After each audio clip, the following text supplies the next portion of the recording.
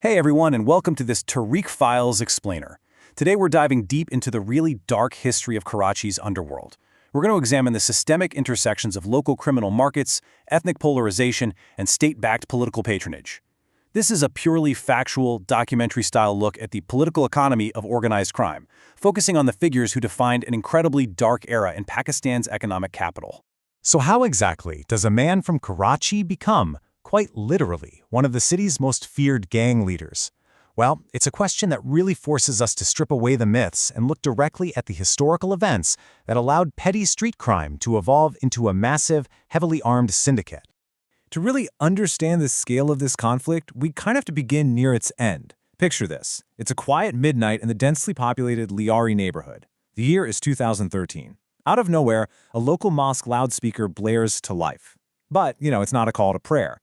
Instead, a chilling voice commands, "Everybody come out of your houses and gather at the ground." The residents who obeyed this terrifying summons were forced to witness a spectacle that would permanently traumatize them.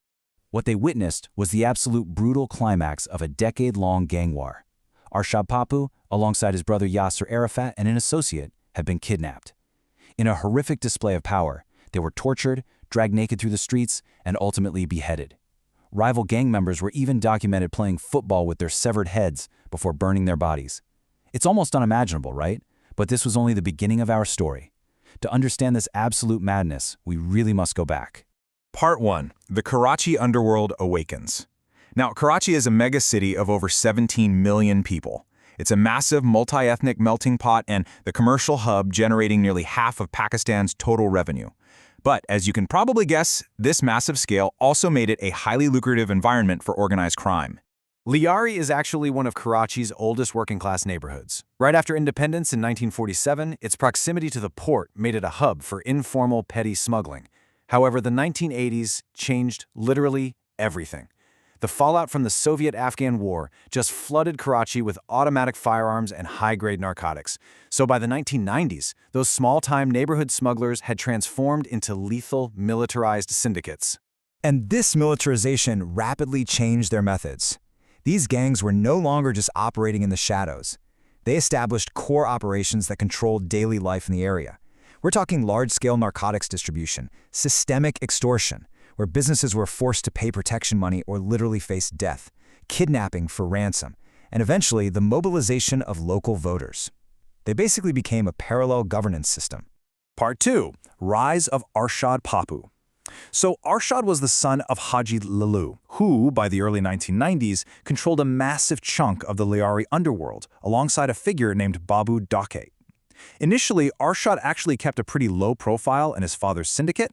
He kind of just stood in the shadow of his father's chief enforcer, a man named Rahman Dake. But, the criminal underworld is inherently unstable. It's a powder keg. In 2001, Haji Lalu was arrested, and honestly, even before his arrest, internal disputes had already begun over the distribution of these massive kidnapping ransoms. With Lalu suddenly out of the picture, the syndicate completely splintered. The underworld essentially fractured into two heavily armed camps. On one side, you had the Arshad Pappu gang, backed by the remnants of the Lalu faction, and on the other side, the Baluch gang, led by Rahman Dake. What happened next completely shocked Karachi, setting off a decade of bloodshed that would spill out of Liari and infect the entire city. Part 3. The Deadly Liari Vendetta. This territorial dispute quickly mutated into a deeply personal, deadly vendetta. It was no longer just about controlling extortion routes or making money, it was about blood. The year 2003 marks a massive turning point here. Arshad Pappu kidnapped and murdered a wealthy transporter named Faz Muhammad after he refused to pay extortion money. Now, Faz Muhammad was a close ally of Rahman Dake. But far more importantly, he was the father of a young man named Uzair Balach. His father's murder pulled Uzair directly into the underworld to seek revenge, cementing a lethal alliance with Rahman Dake against Arshad Pappu. Part 4. Pawns of political parties. Okay, now we reach a terrifying reality of this history. These syndicates did not operate in a vacuum. As their power grew, they were actually co-opted by the state's mainstream political architecture. The gangs ultimately became political proxies. The sources document that the Baloch gang, which was later formalized as the People's Zaman Committee or PAC, received political patronage from figures within the Pakistan People's Party, the PPP. They basically utilized the gang to secure the Liari vote bank. In response to this, the rival Mutahida Qawmi movement, the MQM, patronized Arshad Pappu's gang to challenge the PPP's monopoly and secure commercial protection rackets. So, a local street feud had become a full-blown proxy war for control of the city. If you take a look at the data from Dawn Media, it highlights the catastrophic scale of this political criminal nexus. In 2011, target killings decimated neighborhoods all across the map, areas like Aranji, the Old City, and of course Liari. The violence was staggering, driven by ethnic fault lines and political turf wars, where the gangs essentially did the dirty work for the politicians. To put a real human cost to those statistics, 1,644. That is the number of people killed in Karachi in 2010 alone due to these escalating, politically shielded conflicts. Honestly, no one expected the conflict to escalate this far. But when politicians actively shield murderers, it's always the civilian population that pays the price. Part 5. A brutal, gruesome downfall. Eventually, the political utility of these gang leaders ran its course, leading us to a grim final chapter.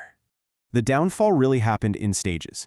Back in 2006, Arshad Pappu was arrested. While he was sitting in prison, his rival Rahman Dekat was killed in a 2009 police encounter, which left Uzair Baloch in total control of the pack.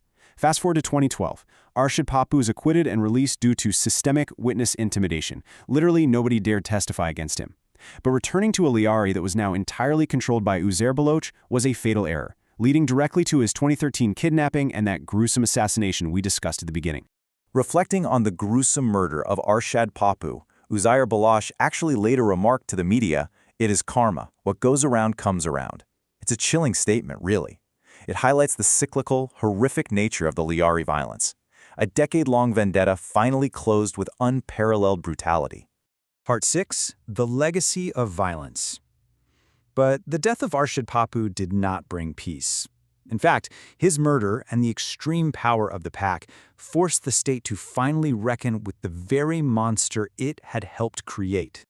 In September 2013, the federal government launched a massive military-style Rangers operation across Karachi. This crackdown finally dismantled the gang networks and resulted in an 80% drop in the city's crime rate. Uzair Baloch eventually fled, was captured by Interpol, and handed over to military courts for espionage. However, it's worth noting that the civilian courts have repeatedly failed to secure convictions for the gang leaders regarding their local crimes, which really highlights a deeply fractured justice system. Which leaves us with this final, provocative thought. We've seen how petty crime was weaponized by political patronage, turning Liari into an absolute war zone. Now, the gangs are largely dismantled today, but the trauma remains. When the state outsources its power to criminal syndicates, can the community ever truly recover? I want you to think about the true cost of these gang wars on the everyday people of Karachi. Thank you so much for joining me for this explainer.